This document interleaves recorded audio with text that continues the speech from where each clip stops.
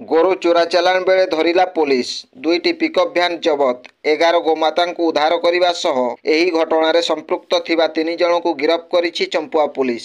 ଯୋଡ଼ା ଚମ୍ପୁଆ ରିମୁଳି ଫାଣ୍ଡି ଅଫିସର ଓ ବଜରଙ୍ଗ ଦଳର ସ୍ଥାନୀୟ ଲୋକଙ୍କ ସହ ମିଳିତ ଉଦ୍ୟମରେ ଗୋରୁ ଚୋରା ଚାଲାଣ କରାଯାଉଥିବା ଦୁଇଟି ପିକଅପ୍ ଭ୍ୟାନ୍କୁ ଧରିବାରେ ସଫଳ ହୋଇଛି ପୋଲିସ।